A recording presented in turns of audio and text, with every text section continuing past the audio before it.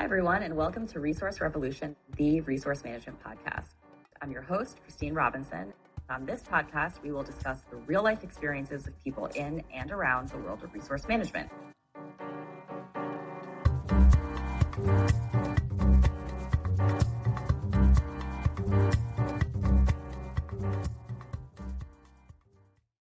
Today, we have Ryan Childers joining us. Ryan is the Managing Director of the Resource Management Institute, also known as the RMI. With expertise in global resource management, Ryan was an early adopter of the just-in-time resourcing brand of human capital management solutions.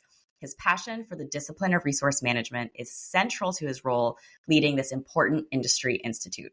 Prior to leading the RMI, Ryan spent several years leading the training practice at RTM Consulting, a role he still maintains today, and as a consultant, helping clients accelerate growth and implement operational best practices, delivering methodologies, and just-in-time resourcing. Ryan, it is so great having you with us today.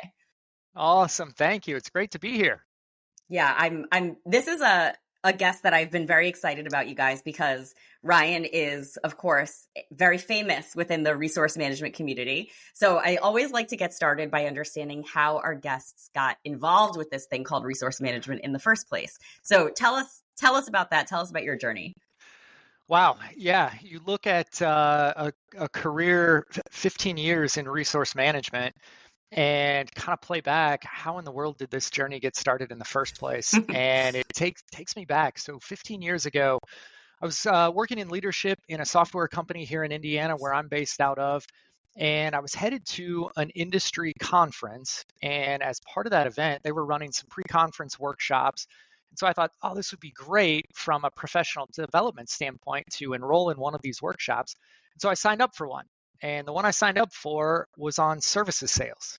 And, travel arrangements booked, all ready to go.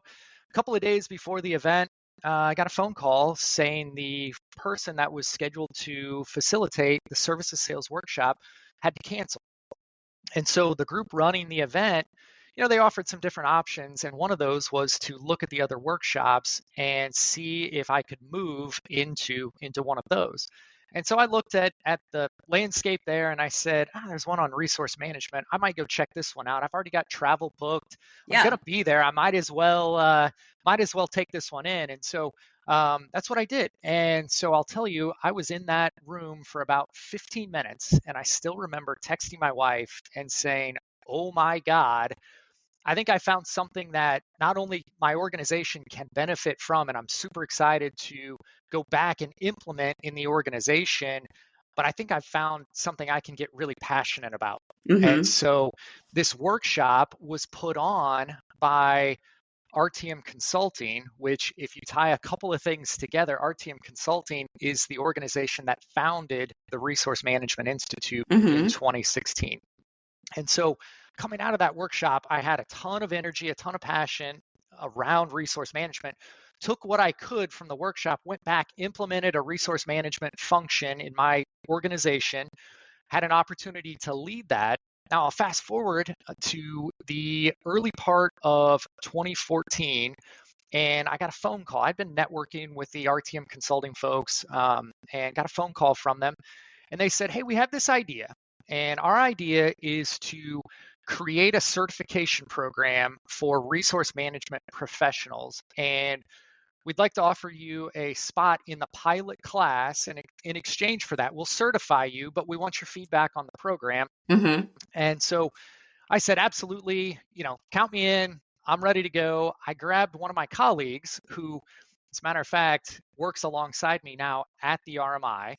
And he and I went through the program, got certified, and then fast forward again to the end of 2014, and RTM came calling and said, we'd like to bring you on board, and we'd like to have you take over the lead instructor position for what we now know as RMCP, or the Resource Management Certified Professional Program. So wow.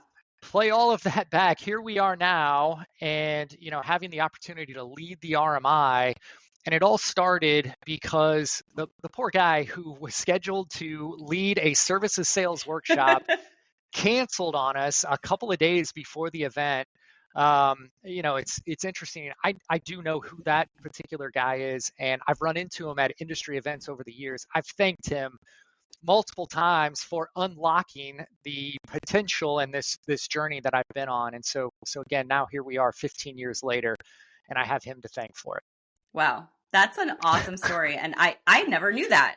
I love hearing things like that, right? Because it's funny when we think about resource management and resource managers, the passion that they have for it, that's kind of consistent across the board. It's this excitement to do something new and something different. And I also really think it's necessary to feel that way because it's challenging, right? It's not an easy, it's kind of a complex thing. And so I love that story and really thinking about how that shaped the future and really the birth of the RMI and what that has become, because it's grown tremendously. So let's talk about that. Tell us about the RMI. What is the mission of the RMI and how has it grown from what you just described to where it is today?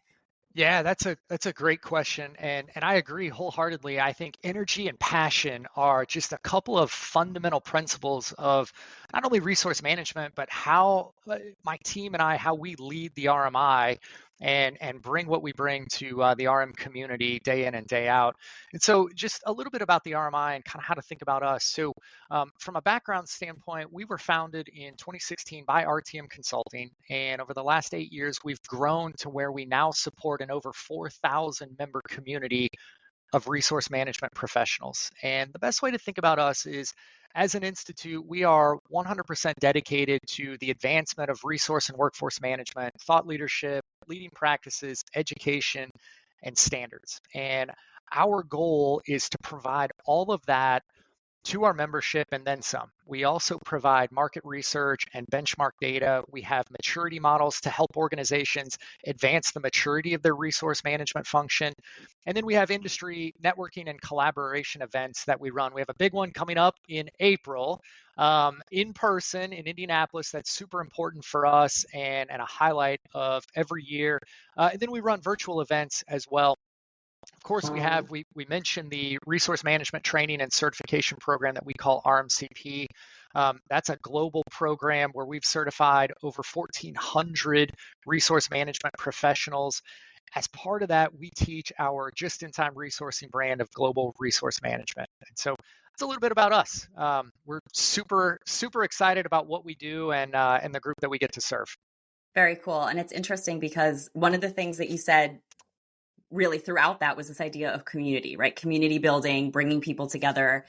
And I will say, having been someone that's been in the industry for most of my career, that is so important because resource management is really not like other professions where there are these overarching huge communities, that have existed for years and years and years. And I can tell you personally, I had a similar moment where I got really excited. It was my first RMGS that I went to. So Resource Management Global Symposium for anyone who hasn't been. And I went into it not, if I'm being honest, not completely sure what I was going to be walking into, right? It was my first event. I was leading a resource management function.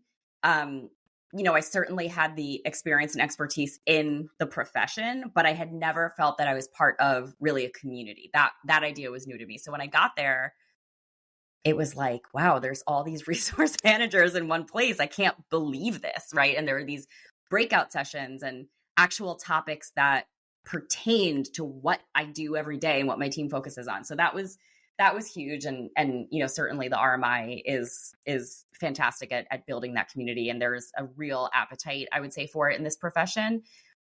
Part of that, I believe, stems from the fact that resource management hasn't really existed super formally. I think it's always existed, and I think you'd agree with that, right? But it hasn't been really a formal, it's called resource management in a lot of places. But that being said, hearing your story around how the RMI has evolved, how, of course, you personally have been involved in that evolution, it does seem like the tide is turning a little bit. And hearing that there's 4,000 members that's massive, right? And so tell us about that. Do you feel that as well? Do you feel like there's more of a rise in terms of the resource management discipline globally? Is that different than it's been before? Yeah, I think there's definitely been a rise and a big surge in resource management, particularly from an awareness standpoint. And the word I like to use is professionalizing Mm, resource management. The idea of planning work and assigning people to work in order to get it done, that's been happening, for a long, long time. But being able to professionalize it and extract the value from resource management, I think that's where we're seeing, a big, big increase. Part of the driver behind that is, if I think about this from the perspective of a typical services organization, what's your most strategic asset? It's your people, right? yeah. And so the idea of professionalizing and putting good discipline behind the management and the deployment of that most strategic asset, it's a big deal. And that's paramount to success. So I think organizations are, as they gain awareness, I think they're taking the perspective of that's a place where we need to make an investment in order to, drive and propel our business and get to the outcomes that we're looking to get to. It's interesting to hear that combined with what you just said around broadening the scope, more awareness, more, really professionalizing the profession, so to speak. And so I wonder about that phenomenon, right? The idea of resource management capabilities, resource management skill sets, really the overarching remit of resource management expanding beyond that traditional client service delivery model, which certainly continues to exist, right? I mean, I, for one, have really, of course, centered my career in resource management, but in the accounting and consulting side of the house, I'm very aware through the RMI community that there are many other areas where resource management exists. What's your perspective on that? Do you find that organizations are leveraging resource management in new ways and different ways than they have in the past? Yeah, that's a good question and a great observation. This is something that as an institute we've been following pretty closely for a while now. And my initial thought is, gosh, how cool is that? How Mm, cool, how cool is it that, organizations are recognizing the value that resource management, professional resource management brings to the organization.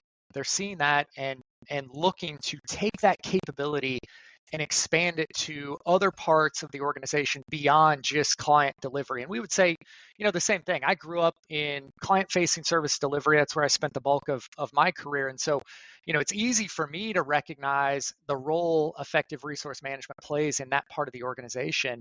But if we step back for just a second and we say, okay, if we get to the least common denominator on how work gets done, what's that formula look like? That work, regardless of where it exists, that work has to be identified. It has to be planned. So you've got to figure out, okay, what is it? What skills are needed to get that work done? How much time is it going to take? When's it need to happen? Who's the right person to do it? Do they have the time? Do they have the capacity to do it? Then, you figure all that out, you get it assigned, the work gets done, you get to the outcome you're looking to get to. At the end of the day, that's resource management. And, what I would look at and what I would say is, and Christine, you do such a nice job of articulating this, that formula is happening all around us. And it's not just happening in client delivery in our organizations, it's happening in everyday life and it's happening in other parts of our organization. And yeah. all of us can say that. It's so cool to think about resource management in everyday life. One of the things that I do is I'm a travel softball coach. You know what? Figuring out how to put a batting order together, figuring out how to put people on the field, what a pitching rotation looks like. That's resource management. Good friend of mine runs a landscaping business, and I'm always fascinated to learn how he's managing his team and how he's borrowing resources from other, the group with the truck that's a one-man band, how that's all coming together. And so that resource management is happening all over the place. Car pickup and scheduling, all of that, that's resource management. And so I think, the rise in awareness, the surge in awareness, not just limited to those of us in resource management, but our organizations are realizing there is a ton of value here, and we can take this capability, pick it up, and move it to other parts of the organization who can reap the benefits as well. And that could be in areas like customer support, customer satisfaction, the internal IT group, product development, engineering teams. That formula I just went through, all that happens in those other areas and happens in those other, non our organizational work in those other areas as well. And so it's just really, really cool to kind of see that. And I would say in some regard, it's about time. It's about Mm, time we're waking up and realizing the value that's there for resource management. I love that. I love all of that. And it really resonates because you're right. It is happening, whether you call it resource management or not. I promise you it's happening. And so one part of that, and you really touched upon this, is that it's everywhere. And if we can, as a community, really amplify that, and also amplify the message that not only is it everywhere and it's happening, but there is a way to do it strategically. You don't have to just be winging it all the time, right? There is a process and there's actual best practices, and you can benefit from that in any industry and any division and any department, right? It's somewhat industry agnostic. And so that, I think, is key. The other piece of that is now kind of flipping to the resource management professional from a career path is really exciting. It's really inspiring because I do think that there has been, and certainly not in all cases, but I do think that there has been this idea of the lone wolf resource manager kind of floating around the organization and is trying to kind of figure things out and get a seat at the table and really be strategic, but doesn't necessarily know how to do that in the best way. And that is where it all comes together, because there is this person who is who's excited about this, passionate about it, wants to make it work, wants to add value. Certainly the problem statement is there within the organization. There is the value proposition for this. And then you couple that with things like the RMI, right? And the resources that are available. And by the way, there's certification and you can really up your game in this area. And so makes me think about, again, you touched upon all the different things that the RMI is doing: research surveys, conferences, different ways of developing the community. Now, Dayshape recently partnered with the RMI on a research survey, and that topic was really around linking how organizations are linking their resource management practices to the all important profitability and revenue, because that's huge. And I would say, as resource management leaders are really looking to articulate the value proposition, get the attention of leadership, you start talking about profitability and revenue, and certainly you've got their attention, right? And so it's interesting. Have you seen more of that? Have you seen more of a trend in organizations trying to connect those dots? Yeah, I think there's a couple of aspects to think about here. The word I think that you've used and comes to mind for me, and it's quite frankly, it's the theme for the RMI in 2025, and it's this word value. Value is just tremendously important. And what I mean by that is I think it's on all of us as resource management professionals to be able to really deeply understand how what it is we do every day, how that contributes value to the organization and to the resources we're responsible for keeping busy day in and day out. And so, a challenge that I would issue, and a challenge I'm going to issue all throughout the year, is really pressing on, how do we truly understand the value we create? And can we take that value, if we understand it, can we take that value and amplify it? And when I say amplify, can we communicate that value outside of the RMO, outside of our peer group, to other parts of the organization, particularly when it comes to leadership? Can we articulate that in a way that resonates with them?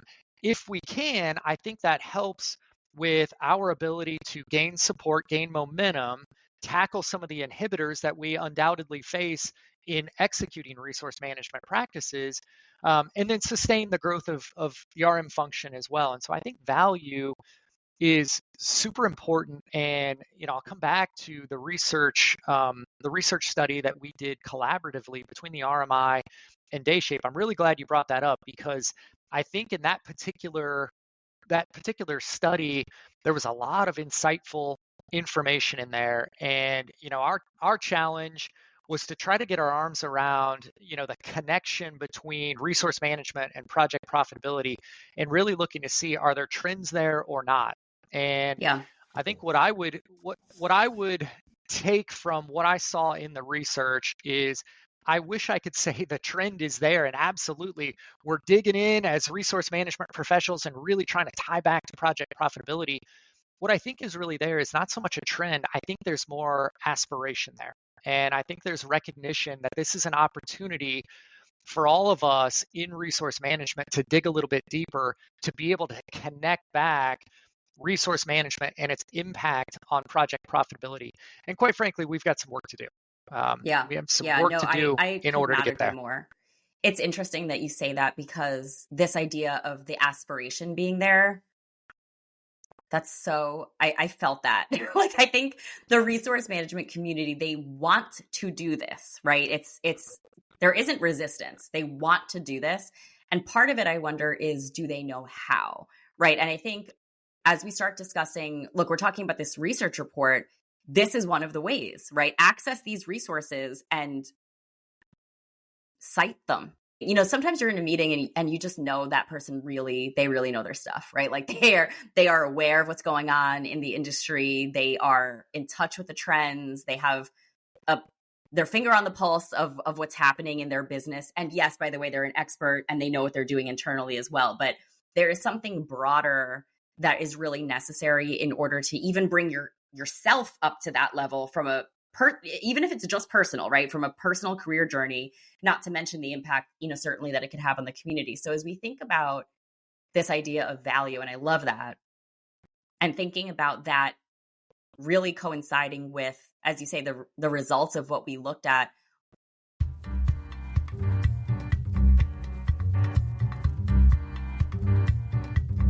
And now a word about our sponsors, Dayshape. Do you ever feel like your team spends more time managing spreadsheets than getting actual work done? If you're a strategic leader in a professional services firm, you know exactly what I'm talking about. Say goodbye to the chaos with Dayshape. Dayshape is an AI-powered platform that takes the stress out of resource management. Imagine scheduling, planning, and staffing all being handled in one smart system that actually understands your business. Sounds too good to be true? Believe me, I dreamt of having this type of technology when I was a resource management leader. It's like having a superpower for your firm, boosting productivity, profitability, and even employee happiness. Plus, it seamlessly integrates with your existing tools, so there's zero disruption. Do you want to see the magic in action? Check out dayshape.com and see how your resource management function can be elevated to a more strategic position. Trust me, your team and your CEO will thank you.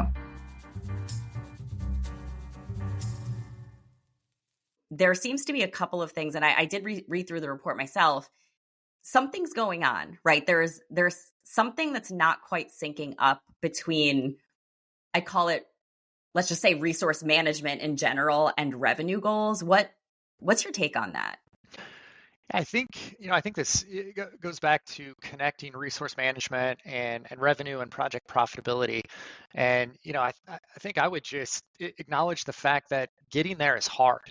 It's difficult to get there. I mean, if you think about the data you need to get there, the processes you need to support good data, getting the right people participating, taking all of that and getting it into a single consolidated system that creates the visibility to be able to look at and measure project profitability and tie it back to revenue.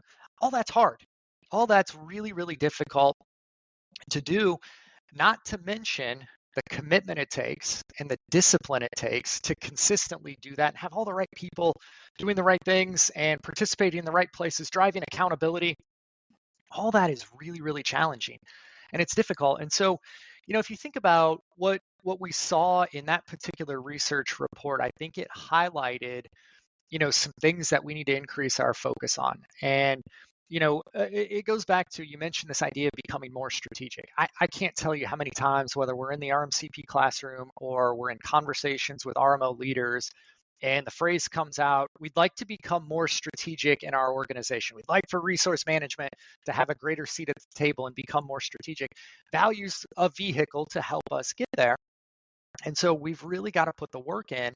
And, I would say, when I talk about the work, it starts with simply increasing our focus, moving beyond just desire and aspiration to think about project profitability, but actually focusing on it. And that requires getting out of these siloed systems, getting out of disparate systems, starting to consolidate there, because you've got to have visibility into data in order to have even a remote shot at this. It takes tighter organizational alignment between goals and objectives, and being able to tie that back to resource management and revenue goals, and again, project profitability. And then, another word that comes to mind is operating more proactively.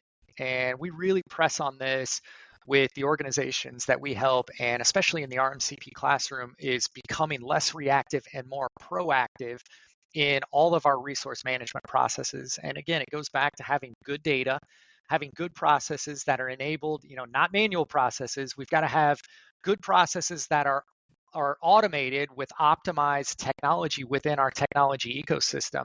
And so that's important. And then I think governance plays another big role here, ensuring you have timely and accurate data, and you're measuring the right things and you can report on them. I think that's what we need to see increased focus on.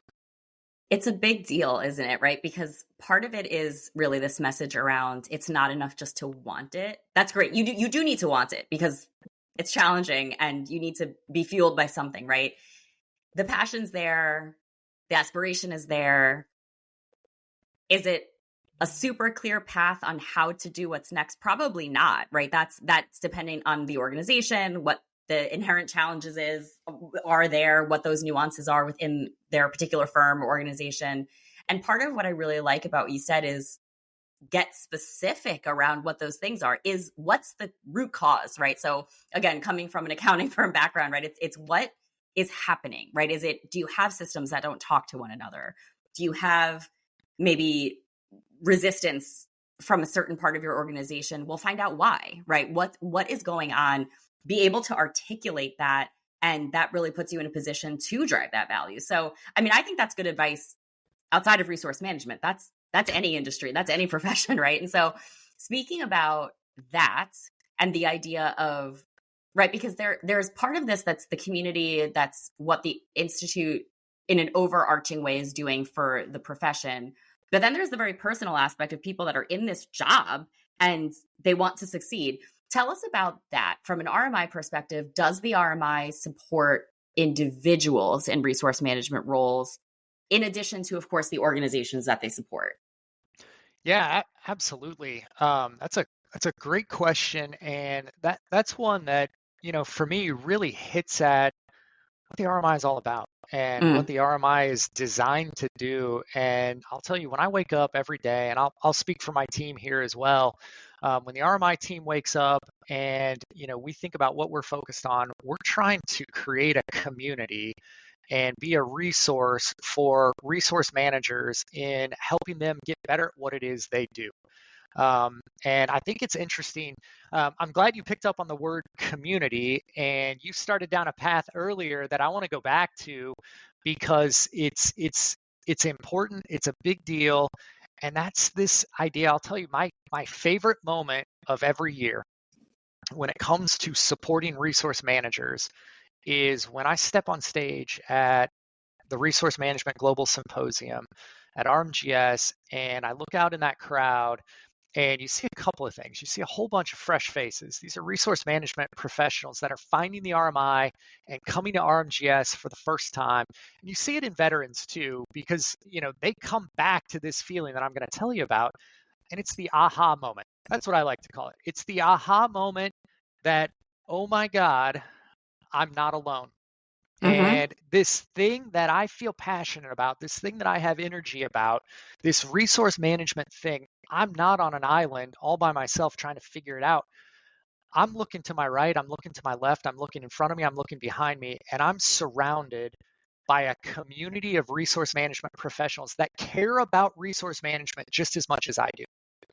And that that moment when you see when you're and I get the benefit of looking at everyone. So when I see that moment on our attendees' faces, that's what this is all about. That's what we do is all about, is bringing that community together and coming up with ways to support them getting better at resource management in not only their organization, but building a career out of this. And so if we can equip them with thought leadership, if we can equip them with leading practices around, resource management processes, data management, how to optimize, your resource management processes inside of your technology solution, whatever that solution might be, if we can arm them with benchmark data to go have that difficult conversation with leadership, or to go sit down with the demand side of the house and helping them understand the value of getting them to participate in the demand planning process, if we can arm them with that, if we can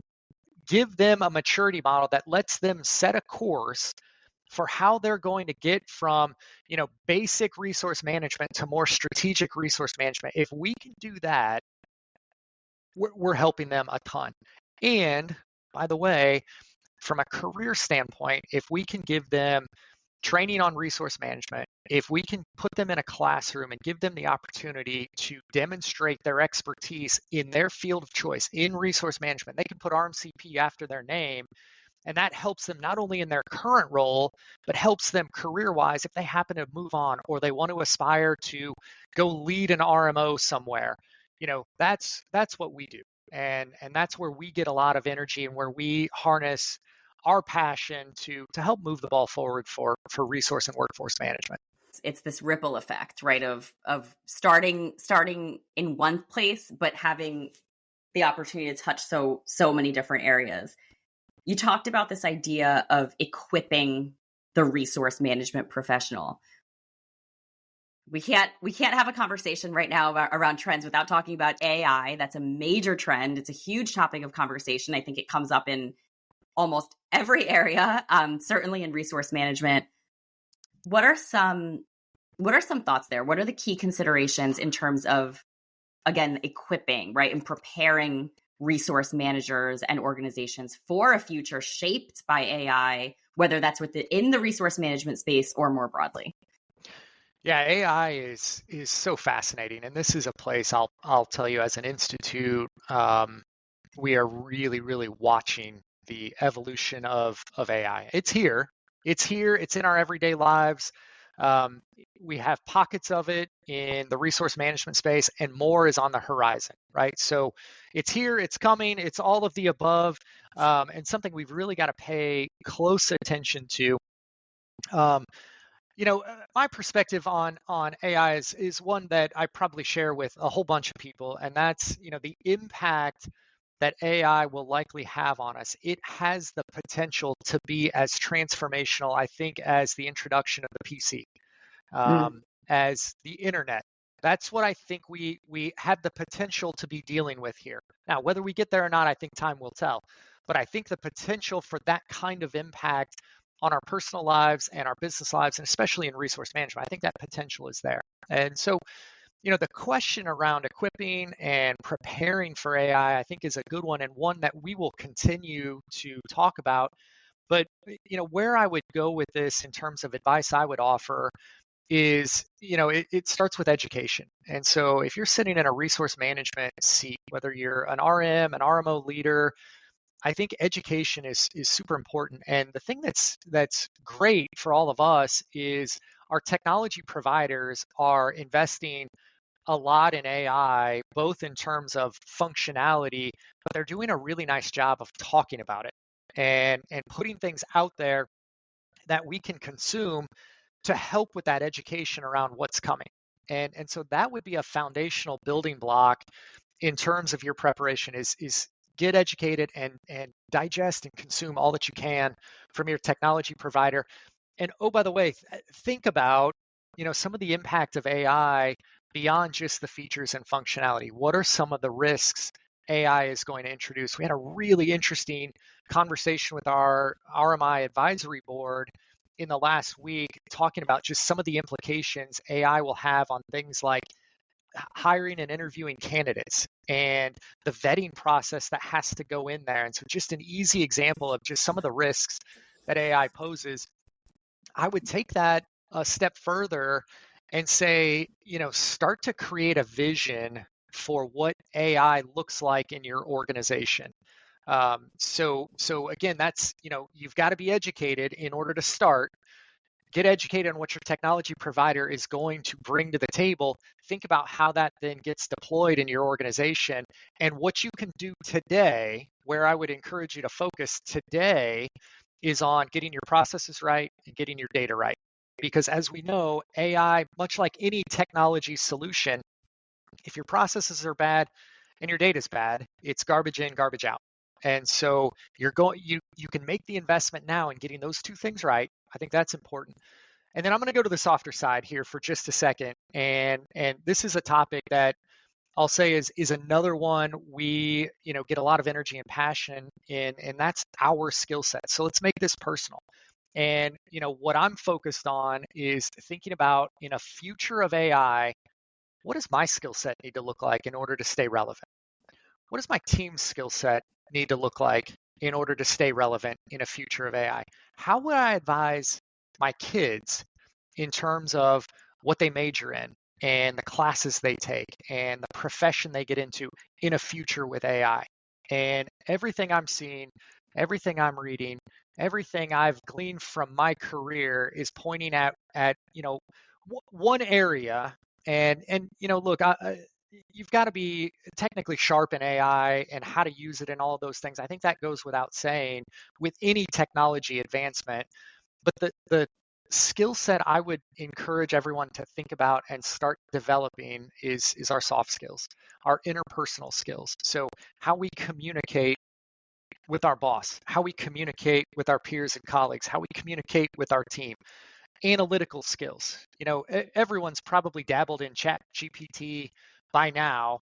It's interesting when you pose a question to Chat GPT, it'll spit something out, but the ability to take and process what comes out of a tool like Chat GPT and know whether that hits the mark on the question you ask or not, the ability to take that, analyze it, synthesize it, and then outwardly communicate it with supporting data, I think is a skill set we need to work on. Problem solving, creative thinking.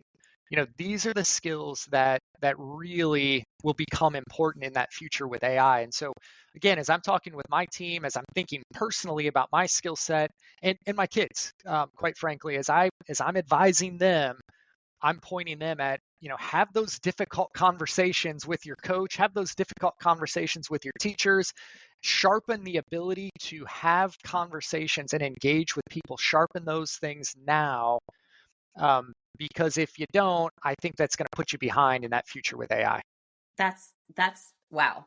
Very, very well said and really good advice. Again, I'll say probably for anyone in any field, certainly for resource management professionals. That's awesome. With that, we're going to move to our next segment of our Resource Revolution podcast called Would You Rather? This is a game. We're going to ask Ryan 3 questions. He has not seen these before, and we're going to see which he'd rather do. Are you ready? I'm ready. Let's go. Let's do this. First question. Would you rather have to analyze survey data from 10,000 resource managers with no filtering tools, or write a 50-page industry report entirely by hand with no access to a computer? That's a tough question. I think I'd write the paper. I enjoy writing. I do enjoy looking at survey data. The quantity you threw out is pretty significant. I think I would bite the bullet and write the paper. Very and cool. I'd write it out by hand. I'm not afraid. There you go. Yeah. So we're learning a bit more about you here as you engage with these questions. Second question.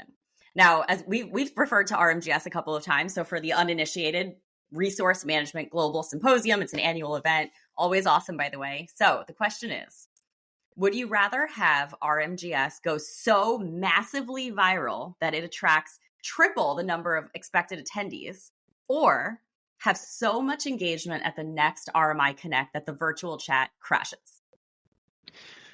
Wow. Oh, that one's really, we go from really difficult to really easy. Bring it on. RMGS, let's triple it. And yeah, let's pack more people into the room. Let's make the event bigger, and we'll blow it out. Love Yeah, it. I don't want to crash the chat on RMI Connect, our virtual event. That would scare me to death. But increasing the size and scale of RMGS, absolutely. Let's go. Had a feeling you were going to say that. All right, last question. Would you rather have the magical power to grant every RM in the world the ability to perfectly predict conflicts before they happen, or have the RMI's next research report be so influential that it gets turned into a Netflix docuseries? You know what? I'd love to. I like Netflix. Let's do a docu-series on the next research report. We could analyze and bring that to life. I think we'd harness the passion of the community and pull something off there. And I choose that because being able to get out in front of all the conflict, that would be great. But I think that would take away some of the challenge of this resource management profession. So we have to deal with some of that, and I think we're equipped to do that. Yeah. And most of us like that part of it, right? Absolutely. It's kind of strange. It's like we like the part that's challenging about our jobs. So listen, if you turn into if you do something on Netflix, I demand to be in it. So just you heard it here. Okay, Ryan, it has been awesome talking with you. Thank you so much for sharing your story with us. And with that, we'll wrap up our conversation. Thanks everyone for tuning in, and be sure to subscribe to hear more episodes.